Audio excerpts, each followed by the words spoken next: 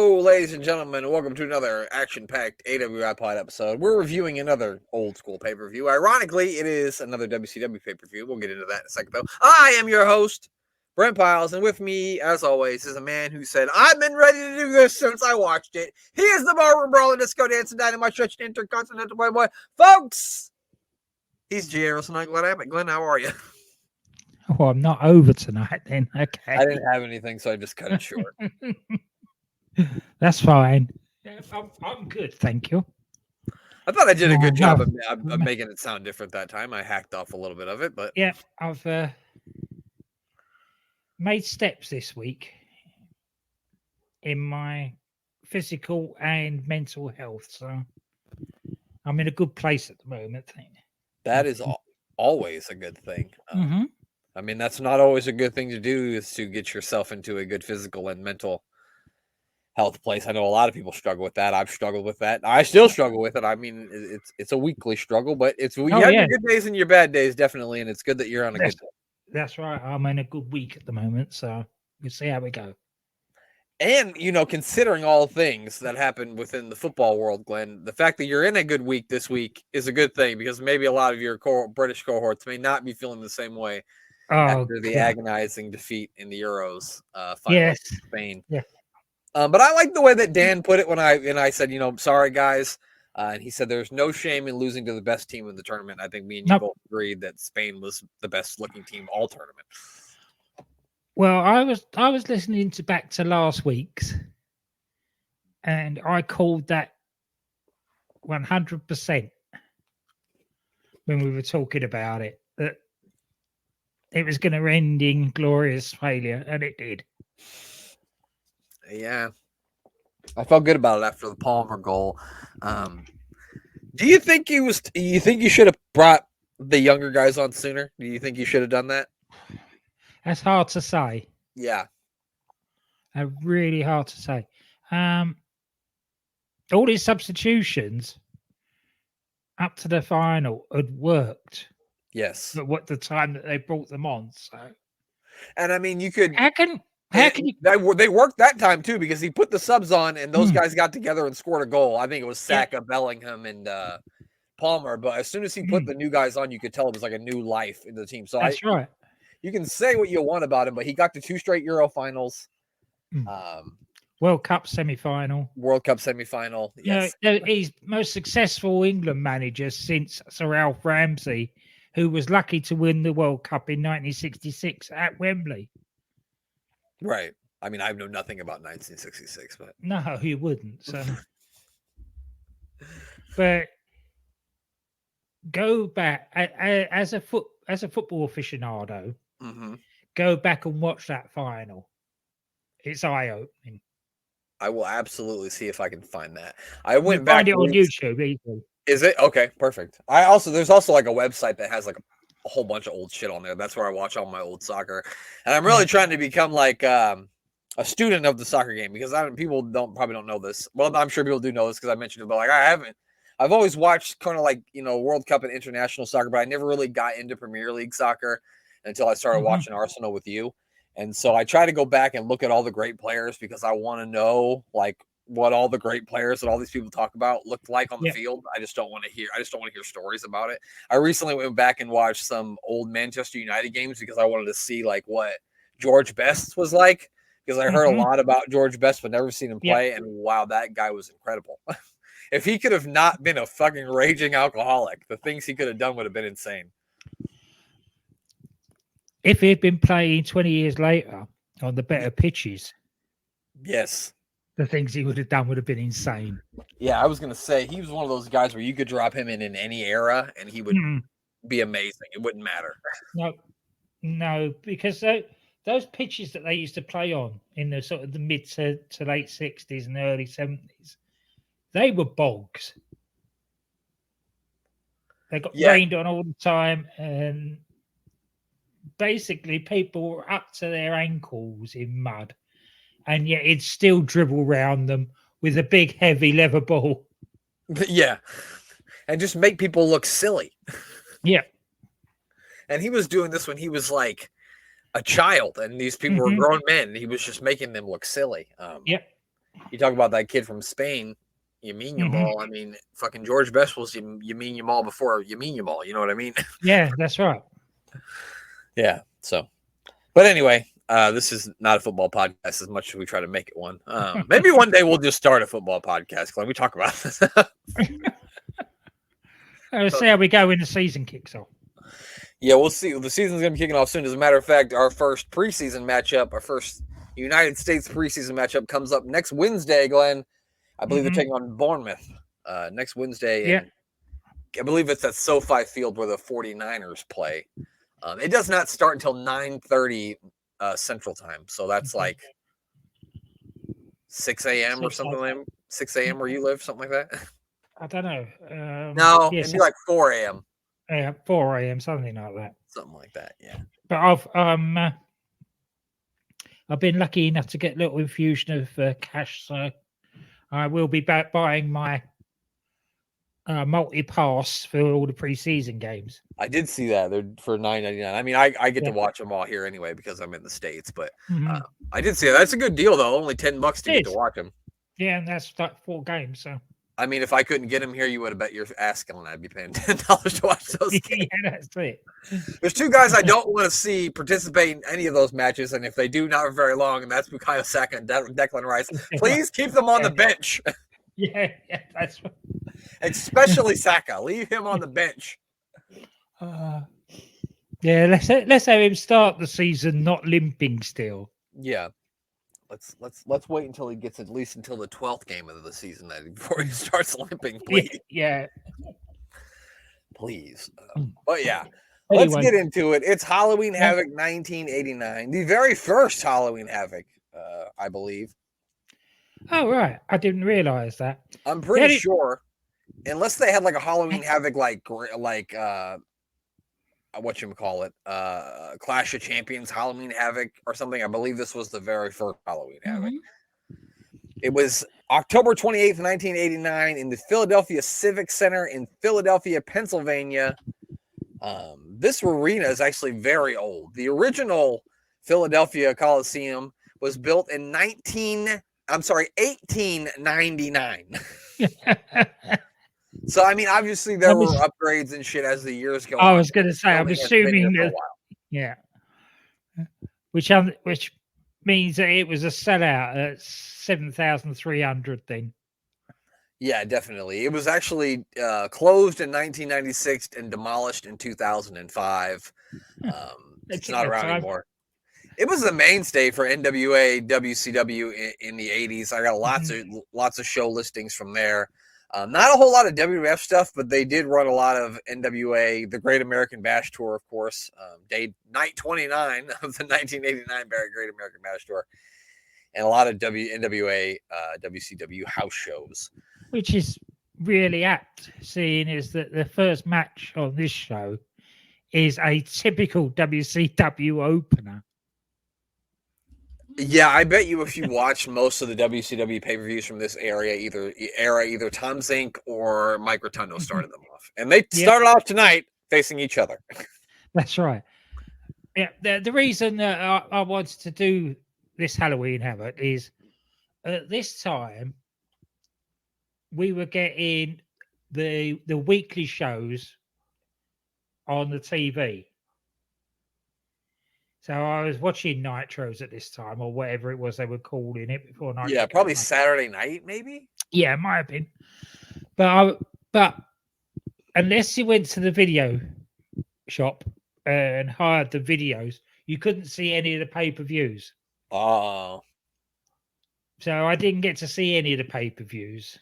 Not until the network came along.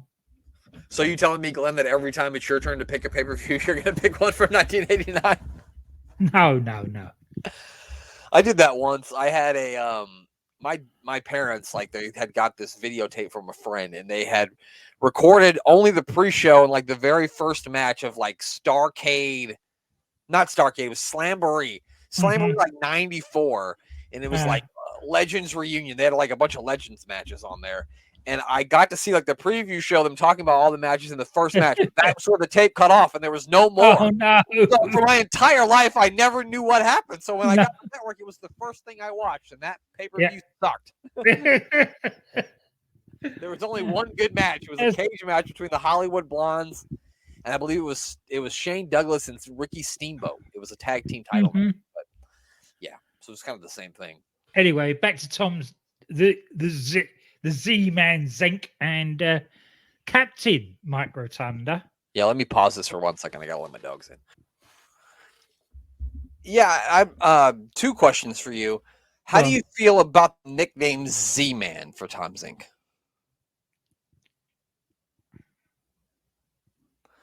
Do you think it added anything to him?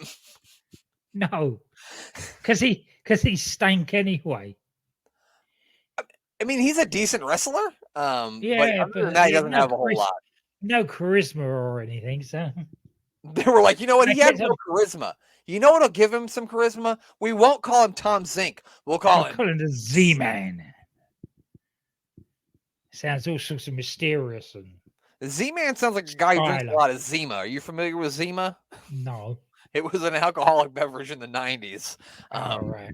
And I feel like anybody who drank a lot of Zima in the 90s was probably called Z-Man. He'd come into the party, his friends would be like, Z-Man! He'd have total 90s hair and those fucking razor-thin fucking sunglasses. Oh, yeah. And then the other question I had for you is, what exactly is Mike Rotundo the captain of? Is he fucking like a riverboat captain? I don't know. I think that was partly what the gimmick was meant to be. But he's just sort of drifting aimlessly here after the collapse of the varsity club. And even so much that he's actually still in his varsity VC singlet. Yeah, that's what I thought. I thought maybe he's the captain of the varsity team, and that's why they were calling him Captain Mike Rotundo. But then I remember one of you guys, either you or the mayor, telling me about a Captain Mike Rotundo gimmick where he was like a captain of a ship or something. And I was like, wait a fucking minute. Yeah, he had a little sailor hat and everything. Yeah. Like he just sailed in on a yacht. Yeah. In fucking Philadelphia. Yeah, that's right. I'm sure there are people who have yachts somewhere in fucking Philadelphia and but I don't know why you would do that. I never understood people who take a yacht on a lake. I realize like Lake Michigan's really big, but I'm not going on a fucking yacht on Lake Michigan. That sounds white trash. If I'm going to go on a yacht, I'm going to get in the fucking ocean. That's right. I'm not going to do it on a fucking lake. No. God damn. You live in the Midwest. Don't try to make it the ocean. It's not the ocean. It's a lake. That's right. Sorry. Yeah. On to the match that we haven't talked anything about yet. Captain Mike is definitely in charge of one of those boats. Yeah. So yeah, 2 good in-ring workers here, and I mean, I think it's a good way to kick off the show. I mean, it was a decent match. The Z-Man had one thing going, and that was his mullet. Oh, definitely. Yeah.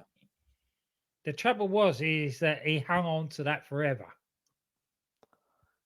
That's true. In 1989, that mullet was sort of top of the range. By 1999, not so much. But he still wore it, though. Yeah, he still wore it.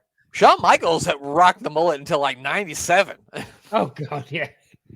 Well, that was just desperation of holding on to his hair. Probably. I mean, he held on to it for a few more years after that, too.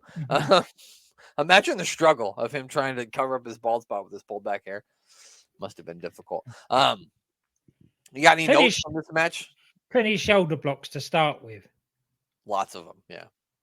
Lots of them. And Mike Rotunda diving in and out the ring a lot. Yeah, it was a lot of Z-Man using his like quickness to kind of frustrate Captain Mike Rotundo, who's not used to this kind of speed on his yacht. I thought it was funny during this that JR, who already probably has extensively talked about all Mike Rotundo's college accolades, has now moved on to what he did as a 9-year-old in the punt, pack, and kick competition, which I found to be absolutely ridiculous. That's right. Trust your how to find something like that to talk about. Glenn, do you have any idea what a punt, pass, and kick is? No. Okay, so this is a competition that they would do at every elementary school. They did it at my elementary school around America. And if you got first, I never got first. I was not that athletically gifted. As you can tell, I'm a nerd who does a podcast with you in my basement. So I never won. But you would try to punt the ball, which is where you drop it and kick it with your foot. Yes, yeah. And then you would kick the ball off a tee, and then you would throw it. And like the national champions get to go do it at the Super Bowl or something like that. Oh, right. And apparently Mike Rotundo won his division. I'm not surprised. Which, when you're a wrestler, is really something that you want to brag about. But yeah. I love the crowd with this. Mike Rotunda, he's the heel for this, in this. He even thumbs the Z-Man in the eye at one point, and he gets a huge pop for it. Yeah, I don't know if you know this, Glenn, but the Philly crowd is heavy. They heavily cheer baby faces most of the time. They weren't in this match, and there's some other matches that they didn't either. I'm sorry. I meant they heavily cheer the heels big time. Right. Yeah, Philly's just one of those towns. That makes sense. One time at a Philadelphia Eagles game, it was like around Christmas time, and they had like a Santa Claus guy come out there onto the field and wave to the people. You know what they did, Glenn? They booed him and threw fucking snowballs at him. That's what Philly's like. All right. Okay. Yeah. They hate Father Christmas. Yeah. So they were definitely going to hate the Z-Man then. Oh yeah, naturally. Yeah, there was like a running gimmick where Mike Rotundo would his submission hold on Z-Man, and he would use the ropes for leverage, and then McPatrick would catch him. Eventually, Z-Man does get the win when he hits a crossbody block. No, Mike Rotundo hits a crossbody block from the middle rope, but the Z-Man rolls through, holds Rotundo down for the 3 count. Had to be a pretty big win in the young career of Z-Man at this point to be. Certainly is, yeah, especially against somebody like Mike Rotundo. And it's not easy to win a fight against a riverboat captain. No. I don't know. It's no wonder he gave up captaining and joined the IRS, is there? Yeah, that's what happened. He probably audited himself for buying that boat. Yeah, probably. We then got an interview with the special guest referee for the main event tonight. And I know if I've got a big main event in a Thunderdome cage match, I need to get the 1970s Bruno Sammartino out to ref this thing. Why does WCW love guest referee spots so much? They love it. I don't know. But we'll come to it when we get to that match. But I was quite happy with what he did compared to some of their guest referees. He didn't have himself. Most of the time, I barely knew he was there, and that's saying a lot because he's fucking Bruno Sammartino. Yeah, at least he knew the rules. That too, unlike fucking Gene Kaninsky, who knew nothing. Yeah, exactly. And also, do you think any special guest referee in the history of wrestling had ever had hairier arms than Bruno Sammartino? You think?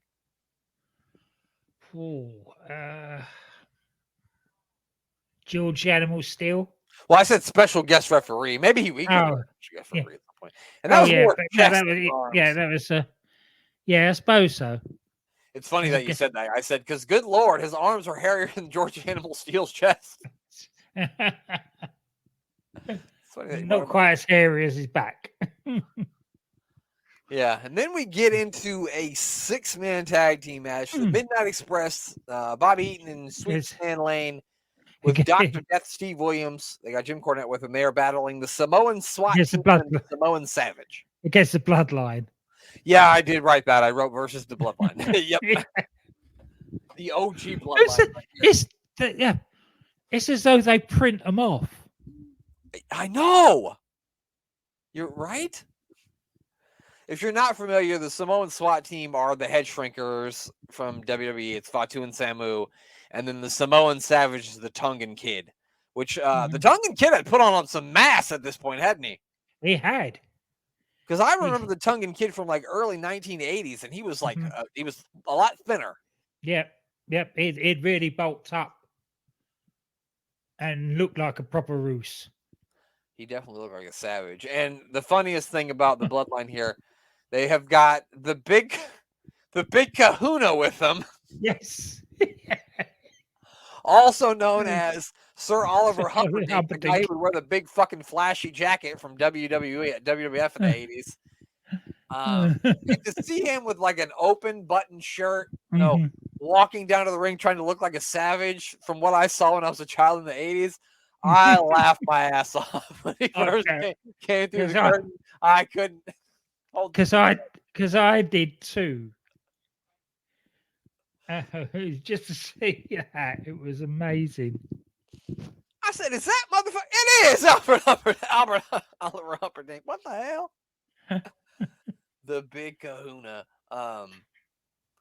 Boy, I felt sorry for the referee in this one, trying to keep this fucking thing under control. God, I don't know why they actually tried to make it a normal 3-on-3 tag match. Well, they just didn't make it a Texas, whatever it is. This would have been a great Philly street fight. I mean, you're in Philly. Yeah, this would have been perfect. That would have been perfect.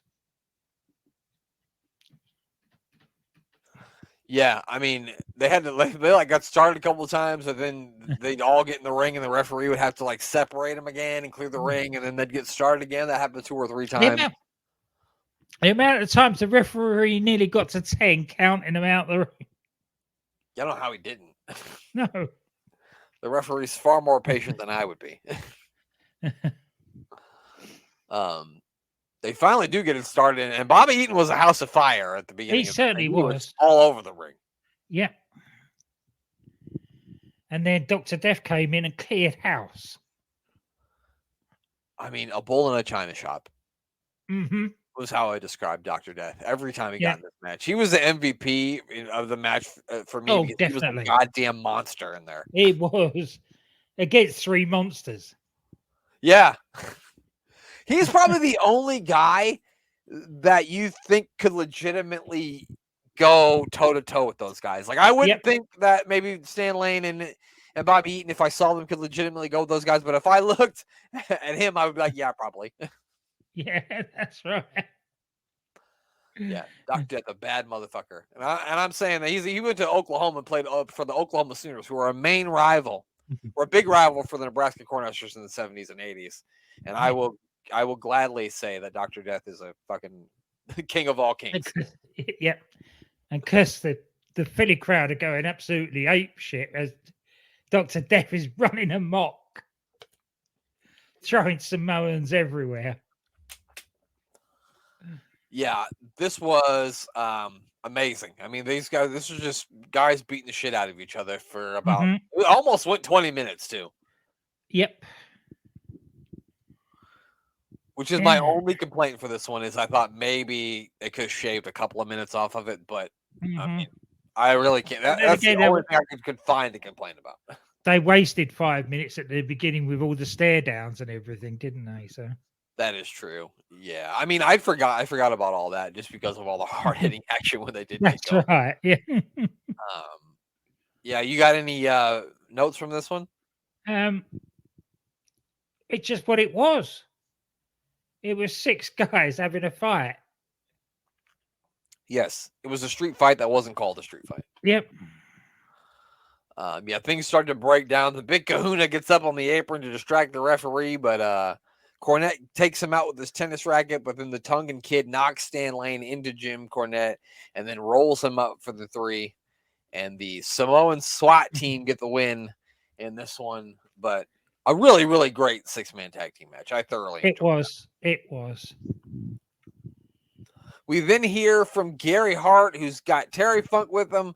And Terry Funk has only got one thing to say, Glenn, and that's, Ric Flair, your mother's a whore. No, he didn't say that. He didn't say that. But you knew I was going to say that, didn't you? Oh, of course. But hasn't he been trained? He showed he'd been training for this. He looked great, didn't he? Yeah. He quoted one of your famous Brits, though, didn't he, Glenn? Mm-hmm. He certainly did. Oh, Winston Churchill. He said, "Never say die, Winston Churchill said never say die, but Gary Hart says electrify, and that's exactly what he's going to do tonight because there's going to be a new dance trend. It's going to be called the 5,000 watt boogie. Sorry, he said the 50,000 watt boogie. But... Yeah. Anyway. And then we got to the coolest of cooldown matches. Yeah. There were several matches on the Starcade card where me and Glenn were like, why is this on here? This was the only match that I didn't understand why it was on it. It's the Cuban Assassin taking on Tommy Wildfire Rich. I wrote this match belongs in 1979. Yep. It was definitely late 70s, early 80s match. It was something that I would expect to see on a WWF primetime episode. Yeah, but I think if you watch all WCW pay-per-views back from this era, I think there's always a couple of matches like these in all of them. Ones that just don't make sense. It's it's like they're putting like a guy up there that they really want to get over.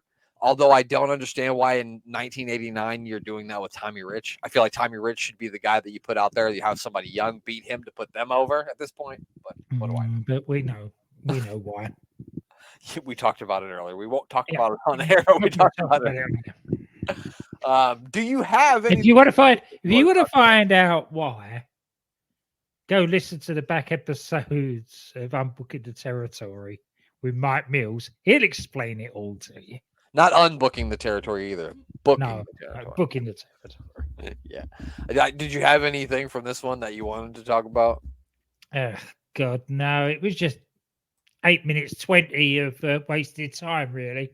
It felt like 18 minutes 20. It was a lot of rest holds, and they weren't working in the rest hold either. No.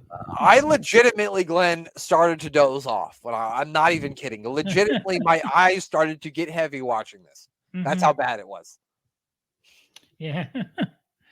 And it's basically it's the Cuban Assassin missing a body press that gives Tommy Rich the win. Yeah, they say he won it with a Luthez press, but no, he didn't. No, he didn't. No. I guess Tommy Rich won't be interesting anymore until he joins the York Foundation. Probably not, though. I was going to say, was he interesting in that? No, he wasn't. I mean, he was in with Terrence Taylor, Glenn. You mean that's not interesting?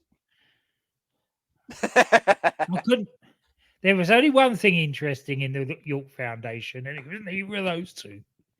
Yeah, you're right. It was definitely the keyboard that she was using. I didn't understand what it was connected to. No, that's right. Especially back then. We then get into it's the NWA World Tag Team match. It is the Dynamic Dudes taking on the Freebirds. Now, they wanted the Dynamic Dudes to be baby faces, but the fans said no. No, they were going to boo them out of the building as well. And, I mean, Jim Cornette looked ridiculous with these guys with their fucking ridiculous bright yellow hats and even had the little skateboards like Cora Jade had on NXT 2.0. They literally had them.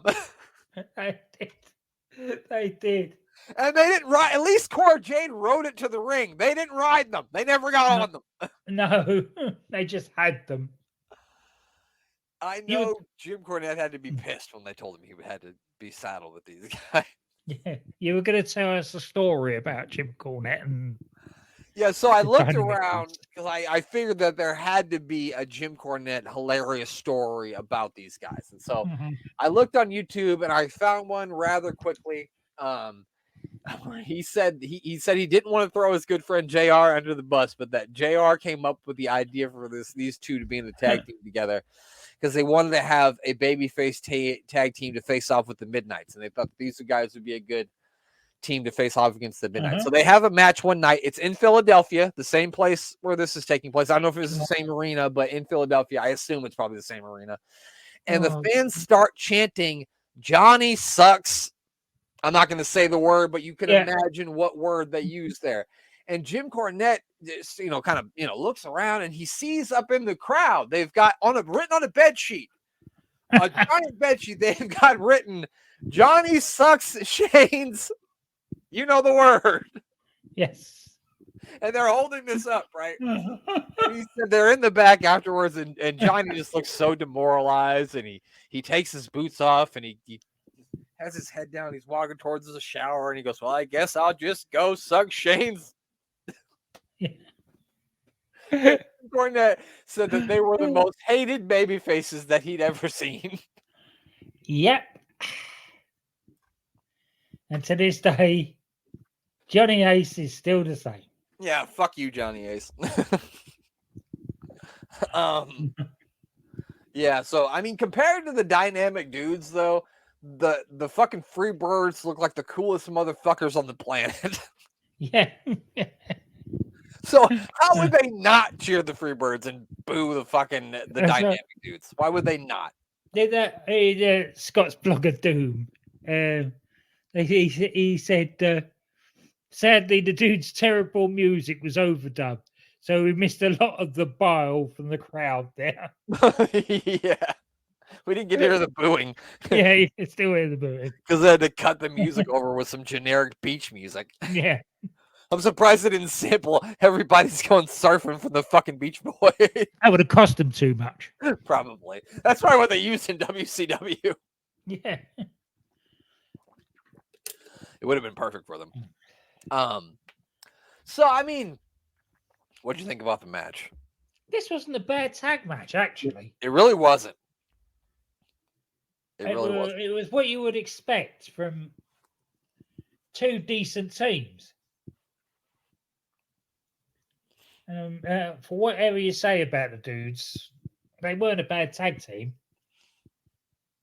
I mean, I always thought Shane Douglas was a pretty good in-ring worker. Yeah. And I haven't seen a whole lot of Johnny Ace to make an assumption on if he's good or not. But I thought they were fine in this tag team match. The crowd just hated them. The crowd wanted nothing to do with them. And I totally get it because they look like fucking total douchebags.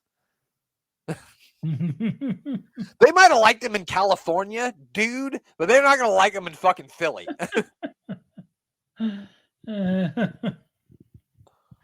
There was one point where you got old Johnny Ace and he's got one of them in a headlock. I think he's on Jimmy Garvin. He's got him in a headlock. And Michael Hayes comes in and he flips him over his back. It looked really good, but the crowd shat on it. Yeah, they did. Anytime the Freebirds did something underhanded, it was they got the biggest pop. Yeah. I think Shane's got Jimmy Jam locked in an abdominal stretch, and Michael Hayes is on the apron, but is in arm's reach and just punches him right in the face. And that might have got the biggest pop of the night. That was it. The crowd went absolutely ape for that. They went crazy for it. Oh yeah, man. They hated them. But credit to the Freebirds because they played up perfectly to the crowd. Yeah, they said, "Well, fuck it, we're over. We might as well just do it." Yeah, that's right. Yeah, I mean, the match was fine. It was just weird because of the dynamic of who was heel and who was face. The dynamic of the dudes made this match weird. The finish comes when the dudes go for a double back body drop, but Michael Hayes grabs Johnny's foot from the outside, causing Shane to fall, Jimmy Jam to fall on top of him for the 3 count, and the Freebirds retain their NWA World Tag Team titles, and much to the happiness of the fans in Philadelphia. Johnny went back to suck Shane's, you know what. Before he went on to suck Vince's, you know what. Yeah, he probably had a lot of them in his mouth, let's be honest. Well, then we got another interview with Chris Cruz. This time he's talking to the Steiner brothers who are going to be taking on Doom, and this is Doom's debut match, too. It is. And what was wrong with Rick Steiner? Did he get some sort of a head injury? If I remember rightly, when it was because a woman had tipped him over the edge. Okay, so she made him crazy. Yeah, well, she turned up as a sort of prim and proper fan of Rick Steiner's. Mm-hmm.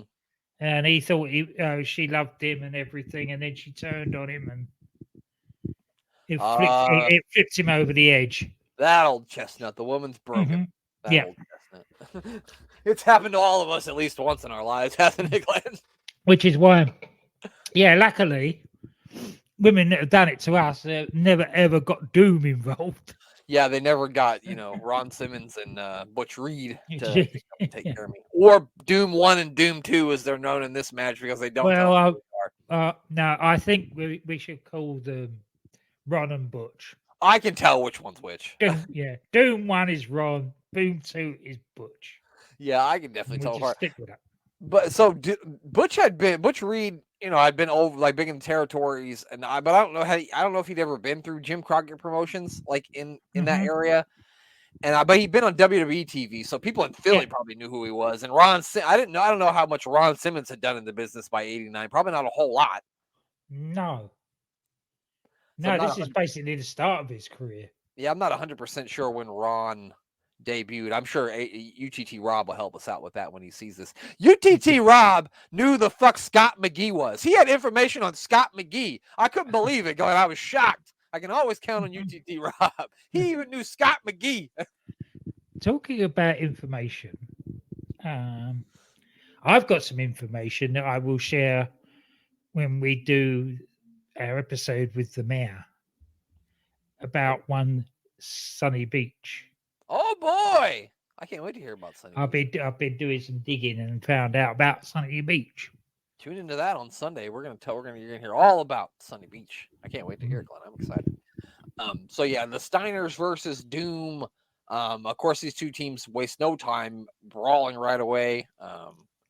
Rick Steiner, the Steiners individually both. I think they both hit beautiful belly to back suplexes. Both members of Doom.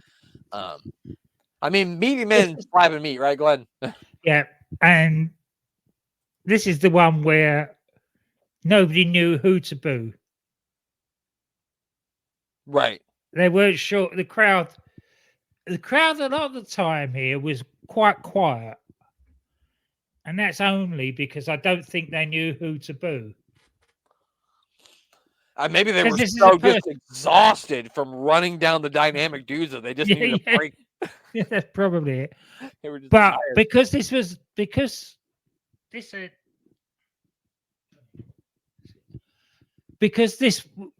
personal issues. Yeah. Between Woman and Rick Steiner. If you hadn't been watching the regular weekly shows, you wouldn't have known that this was a personal thing, as she had employed Doom to take out the Steiners. They did a pretty good job of explaining that on commentary. And while I didn't watch WCW at the time, I would have been like 5 years old. And I haven't gone back and watched any of the TV shows, but like I only knew about that stuff because I think you and the mayor have told me about it. That's the only reason why I knew. I didn't know that that's how Woman debuted in NWA, WCW, or any of that. So, but I thought they did a good job on commentary of explaining that Woman had brought these guys in. I guess Kevin Sullivan had kind of picked these guys out for her, and then when she had them, she got rid of Kevin Sullivan too. That's right. Woman was a woman who knows what she wanted, wasn't she? She was. Yeah. What do you think about this one? Poor Nancy. I love this. So then again, I was a big Steiner fan at that time, so this ticked the boxes for me. I don't know. If you like tag team wrestling, there's nothing in this that you couldn't like. No. It's too. I know Doom's kind of just got thrown together, but they're gonna go to be a decent tag team, win some tag team titles. I'm sure these two teams are gonna go on to have more matches, especially with the way this thing ended. But yeah, definitely a really hard hitting match between fucking four really fucking big guys. Yeah, and the fact that it's not even a slip of knuckle dusters or anything. That Woman actually loads up Ron's mask. Yeah, she loads up Ron's mask and he headbutts Rick. Knocking him out cold. To get the win. Yeah. Which in my notes I wrote penning him for a 2 count. I don't know why I wrote that. I don't know why I thought this match could end in a 2 count, but it can't. So yeah, definitely. I think if we went down the line and watched more of this, we'd probably be seeing more matches between these two. Which I mean, I would be fine with that. Another. This is full of tag team matches, and I really can't complain about any of the tag team matches. All the tag no, they were both been good so far. Yeah. We then hear from Mr. Baked Potato Face himself, Lex Luger, who is the current United States champion. They ask him about his match with Pillman. He says he's the real deal. Pillman's exhibition days are over. This match is for all the marbles. He says he's the champion of the 90s, and he's going to be the champion until he don't want to be the champion no more. But then I like Gordon Sully getting snappy with him and be like, hey, is this the first time you were champion? Indicating that he has been champion more than once, so he's lost more than once. That's right. That's what always makes me laugh about this thing. Oh, they're 15 times world champion, which means you've lost 15 times. Yeah, you lost that many times too. Yeah. you won it and lost it that many times. Yeah.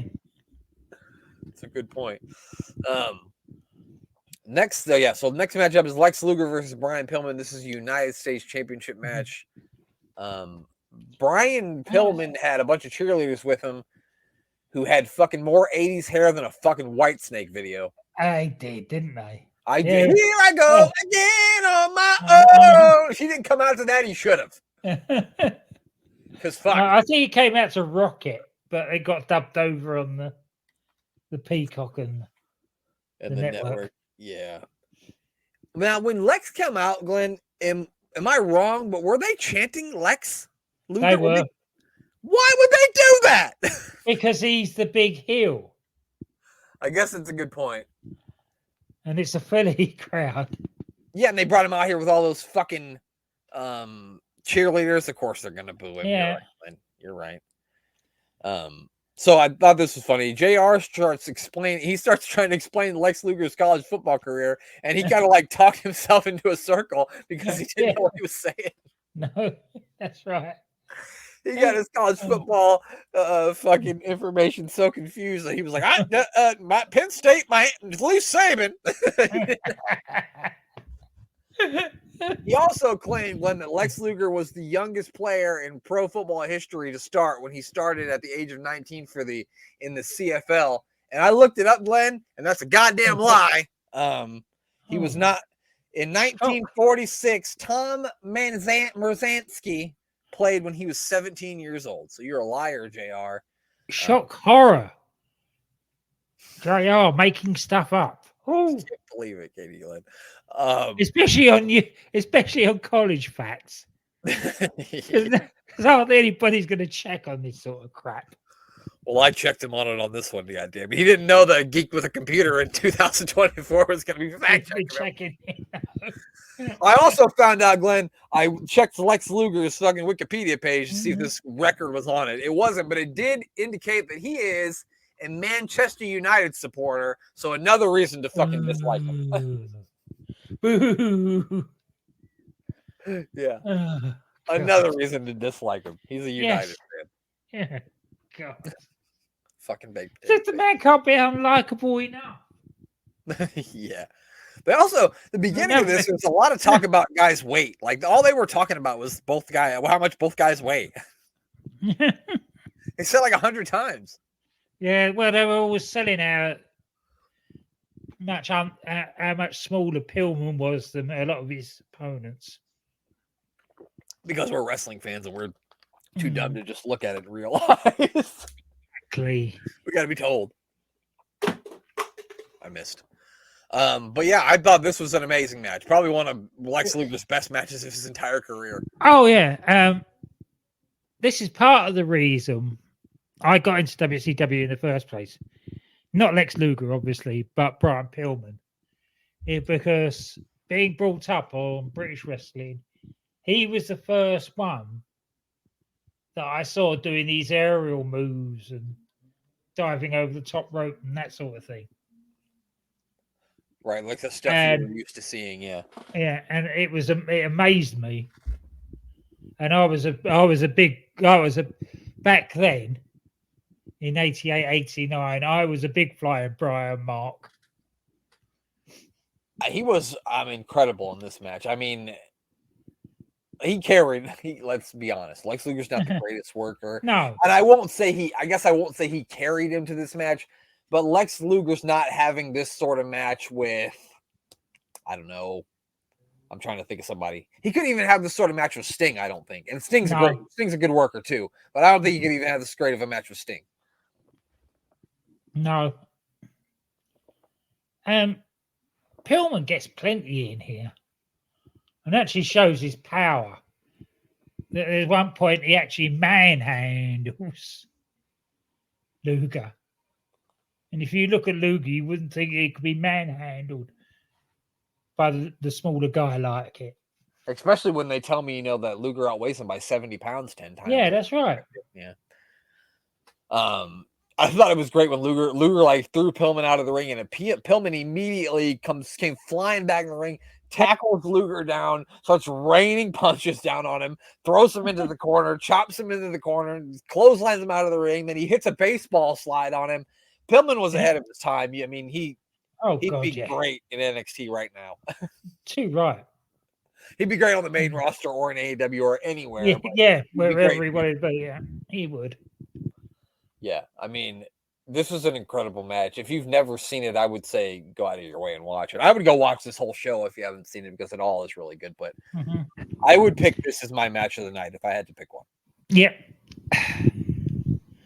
definitely. The only problem with Brian Pillman, especially fighting the bigger guys, is he didn't have a decent finishing move. So he was never, ever going to beat the likes of Luger, Sid. Right. Yeah, I mean... for all the flashiness, there was no substance to him. Right. I get what you're saying. Yeah, I would say later in his career, he gained more substance than he did. Oh, God, yeah, when he had to slow down. Yeah, and I would even say when he was in the Blondes, I think he kind of showed signs of what he would become when he became the loose cannon Brian Pillman. I thought when he was in the Blondes too. Right. I never really thought that he got the credit. Him or Austin got the credit for the good promos that they cut when they wore the Blondes. Because people used to always say that Austin couldn't do a promo, and when I watch him with the Blondes, I'm like, he seems good to me. He cut decent promos. Yeah. So. You don't go from not being able to cut a promo to what he did in the WWF. Exactly.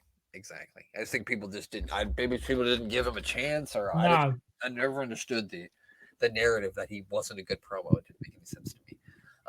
But yeah, really this really showed the testament how good Brian Pillman was. I mean, when we watched him on Warring to Attitude, us is not even the same wrestler, on Warring to Attitude that we watched in the 80s. And I think you told me that several times when we did see him in 97.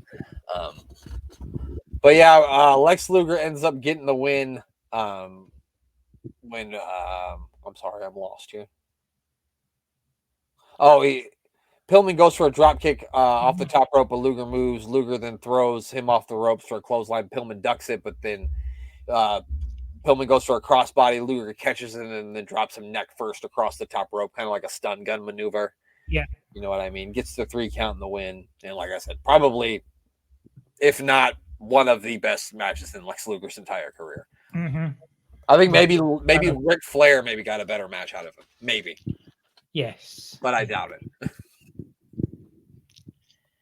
On a par, at least. Yeah, on a par, yeah. We then hear from the Road Warriors, who are going to take on the Skyscrapers. I believe we reviewed this match on the Life and Times of Psycho Sid. We did. Episodes, yeah. And for that reason, I didn't think we needed to really go into it that much. No, we really don't. If people want to hear our views on it, they can go back, listen to the old episode of I Don't Know Shit. I believe it's the 6th episode, 6th or 7th episode of I Don't Know Shit Lifetime of Psycho Sid. We talked about this match. I think that's the only time we just did a review of a match and didn't actually watch it. Yeah. It's weird, Glenn. Now, even the matches that we watch and it won't let me use the footage, and so I just put like a picture of the match, they get like crazy views. The last one we got like 900 and we couldn't even watch the match. So it'll be fine if we just do that, I guess. Yeah. But yeah, go and check that out. We will say that it ends in a smudge. But Yeah. the Road Warriors do win by DQ because for some reason, they have a key to the city or something. I'm not sure what they had a key for, but they have a key, and Teddy Long tries to use it, and yeah, big smoz in that. But it was meaty men slapping meat, that's for sure. Another solid tag team match. Yep. We then go to Chris Cruz, who is talking to the one half of the tag team main event Thunderdome cage match. It's Ric Flair, Sting, and their Terminator. They're calling him a Terminator because I guess he terminates the match. Terminate the match by throwing it. Yeah. You ever heard that used before? No, it's the only time. It sounded good for the Thunderdome. I guess that's true. I just wondered if maybe that was something that they said in the 80s that I just didn't know about it. No, it was always a second. Okay, makes sense. Normally, but obviously Terminator sounded a bit more menacing for the Thunderdome. The greatest second, of course, is all time. This, of course, Shaw Samuels for Noam Dar exactly in NXT UK. Yeah, it was funny to me to see like a cheery, sort of happy Ole Anderson because I've never seen it in my life. And I think in real life, if Ole Anderson were alive today and he had to go to a wrestling match where Ric Flair's winning or losing was on the line of him throwing in a towel, as soon as the bell rang, Ole would have thrown the towel in because he hates Ric Flair and wants him to lose. Which isn't saying anything because I don't know if Ole Anderson liked anyone. Which, Glenn, by the time I'm 70 something, I might be Ole Anderson because I like less and less people every year. Let me tell you what. I can understand that. Let me tell you what. I'm a lot nearer to it than you are, and I can definitely understand. Yeah, go. Glenn totally gets it. He's right there with me. So Thunderdome cage match: Ric Flair, Sting versus the Great Muta and Terry Funk. So if you've never seen a Thunderdome, it's basically just a big steel cage. It's not even a steel cage. It looks like a big blue cage, but it like surrounds the whole ring. Like it's like a Hell in a Cell without a roof, basically. Well, it's got a roof. It's a dome. You could climb out if you wanted to. No, you couldn't. No, you couldn't because it's all electrified at the top. Oh, that's where it was electrified. They had me thinking that the whole cage was electrified, and people were climbing on it. I'm like, I'm waiting for somebody to get electrocuted, but they never do. No, it was at the top. Okay, so you couldn't climb out. It's like a Hell in a Cell, but not a roof. Like it'll electrocute you on the top.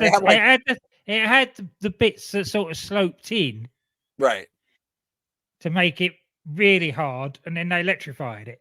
Right. Spoiler alert: nobody got up there and got electrified. Just want to say that. No.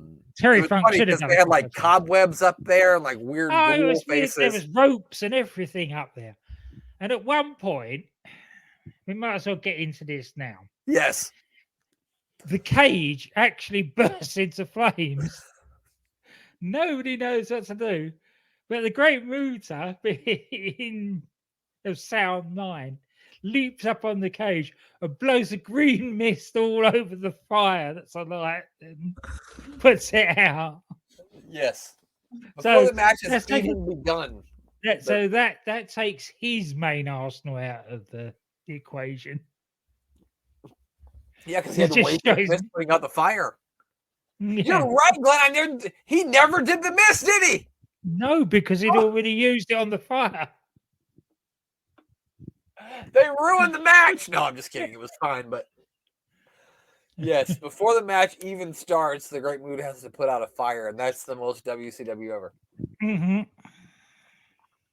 I also thought it was funny, like when the Great Muta and Gary Hart are coming to the ring, they have like a weird-looking mobster dressed guy behind them, and he's like walking backwards, and I was just like, fall. I really wanted him to fall, but he never did. Damn it. I just thought that was so strange. I also found that Terry Funk comes out there looking like a wild man. People are throwing fucking cups of beer on him. Yeah. I even saw some fucking crazy drunk Philly fans challenging him to a fight in the front row. Terry Funk will beat your fucking ass, buddy. I don't care how drunk you are. No, that's right. You do not want to do that. The last thing you're going to hear is, your mother's a whore. And that's it. You're going to wake up in the hospital.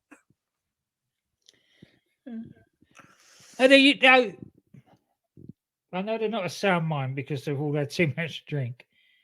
But if you look at the way that Terry Funk and Ric Flair are laying into each other, they're not work chops and punches. No.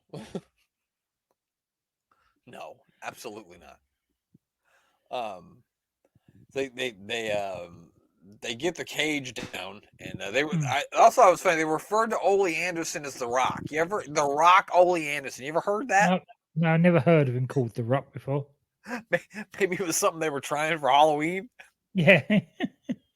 Well, if I was going to describe Ole Anderson's personality, I would describe it as a rock. So. I guess that works. Anyway, tell me about the match. What did you think about this insane? I love this cage match. I know you're not that keen, but I love this. I just thought it was absolute pandemonium. Even to the fact that the cage had holes big enough that a man could virtually pass through it. And they tried at one point to get Muta for it. The thing is, Glenn, I liked it when it got to be more of the pandemonium. I didn't like so much in the beginning stages of it when they were like making them tag in and out. Oh yeah, it's just weird. You got this environment where we're in an electrified cage, but we've got to tag in and out. It just didn't make any sense to me. I don't think it made any sense to them either. So that was probably called on the fly that they were just going to go for it. Yeah, and especially with the animosity between Flair and Funk anyway. Yeah, which that's another thing that I'm going to ask us to go back and review, because I do want to go back and look at that Terry Funk, Ric Flair, I Quit match from the Clash of the Champions show. So we're going to talk about that too, which is leading into this match. I think they had another match before it, maybe for the NWA title, perhaps, because Ric Flair is the champion at this point. Oh, yeah. They've got Gary Hart is their Terminator, and Ole Anderson is this team's Terminator. What were some of your favorite spots from this one?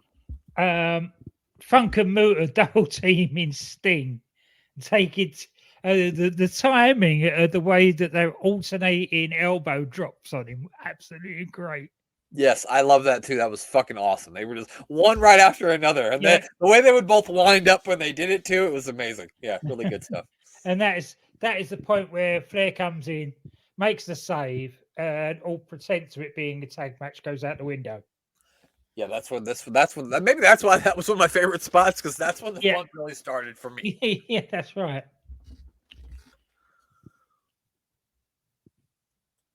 What else? What else did you like from it, Glenn? Tell me more. Ric Flair trying to get Terry Funk into the figure four and working on the leg the whole time. Yeah.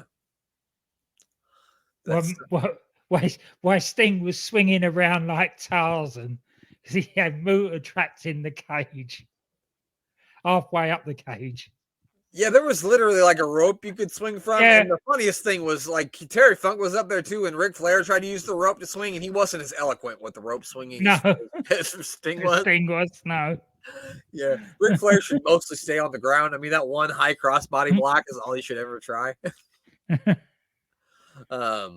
And Muta actually gets shocked at one point. Did he? I must have missed it. Yeah. He actually, you see the sparks fly, and he's comes straight back off the cage. Oh, damn! How did I miss that? Yeah. Yeah, and then like at one point, Great Muta went under the ring at one point, so I thought something big was going to happen when he came back out, but I guess he was just trying to confuse him, because he just popped back out and started fighting with Flair. Yeah. Yeah, they were fucking fighting all over the place. Yeah, Flair puts Muta on the figure floor while Funk is beating on. Like, Funk is hanging, like, literally one leg hanging upside down, while Sting is rope swinging and slamming into him. Yeah. And then at one point, they tie Sting up with the rope. He can't get out. Ole Anderson's horrible with the knot because he gets up there to try to help him. It took him 20 minutes. Yeah. And while that's going, poor old Ric Flair's being double teamed. Yeah, they're beating the shit out of him. Yeah. Ole's not good with the knot. It took him, and not 20 minutes, but it took him a while to get Sting out. He finally does free Sting, and then Sting like jumps from the cage down into the ring onto those two, which was another incredible spot. It was. Yeah, the last like 10 to 12 minutes of this match, I really, really enjoyed, but the first about 12 minutes of it was for me. But this was definitely fun to watch because I'd never seen it before. And I think they do maybe a couple Thunderdome matches. And I want to watch those too now. And the finish to this is we saw later in NXT UK with Trent Seven and Tyler Bate, where Gary Hart slips and accidentally throws the towel in the ring. I think Ole Anderson punched him, didn't he? Oh yeah, that's right. Yeah, he punched him, and the towel flew out of his hand. Yeah, and it like landed on Bruno San Martino's shoulder, who's the special guest referee. And Bruno kind of looks over his shoulder and is like, "Oh." He looks at all he's waving his towel, saying, "Not me." Yeah, yep. The Rock, Ole Anderson. Don't forget that. Oh yeah, sorry. But yeah, I mean, it's a good match. It ends with a little bit of controversy. Pretty incredible. I mean, when you think Thunderdome, you think it's going to be some sort of weird monstrosity, but it really wasn't. I thought everything they did within it made sense. Yeah. All really good stuff. I mean, I would stop short of saying that it was good, but it was a fun match for me, at least. Considering what they did later on when they used electricity with the electric chair. Oh God, this is on a different level completely. Well, that's what it is. This is the same cage they use for Chamber of Horrors, isn't it? It probably is. Yeah, yeah, I think it is. Yeah, I think it is. But yeah, very, very good pay-per-view. I mean, a really solid show. There was only one match that left me scratching my head and wondering why the hell. And so we always do the thumbs up method here. And I'm going to go ahead and give this one 2 solid thumbs up. It was a good watch. I recommend it to any wrestling fan. Mm-hmm. Yep, I'm giving it 2 thumbs up. We're giving it 4 thumbs up. So there you go. I enjoyed it. I wouldn't say a lot more than I enjoyed Starrcade, but I enjoyed it marginally more than I enjoyed the Starrcade show that we watched last week. But I think we're going to do this once a month. Well, I'll pick a pay-per-view, and then Glenn will pick a pay-per-view, and we'll review them. Anything that's outside the norm of what we normally do. We don't normally watch 80s NWA, WCW because it would be far too good for our taste. We stick to the 90s when it got bad. That's when right. they took the NWA out of it and it got bad. But we'll be back next week with the good, the bad, the ugly, the Attitude Era. Our review of 1998 WWE. We'll be back with that next week. So be on the lookout for that. Glenn, who do you want to plug before we end this edition? The guys at Unbooking the Territory, which are Dan and Rob, doing the first and last of wrestling, and their side projects, Unstacking the Territory, Unbooking the Tankatory, and being the Elite Gator Golf, where they've packed away the Gator Golf set and did all sorts of bar sports for their second series. So go out and check out those guys. Of course, the Doctor Who podcast with Danny Inside. That's an SJP World Media. And DDT Wrestling with DC and Doc. They'll have a new episode out Friday or Saturday. There you go. And I noticed that some Unstacking the Datatory is back. So make sure you check that out on UTT. You might have said that and I just wasn't listening.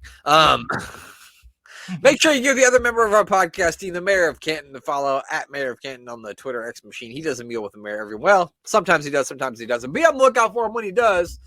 But you definitely give the mayor a follow. And check out, of course, Sports Wire Radio. Give our buddy Thomas Bryce a follow on all social media platforms. That's Thomas B. Rice. Don't forget about his mixtape, which will be dropping soon. I'm just kidding. He's busy. He can't do mixtapes.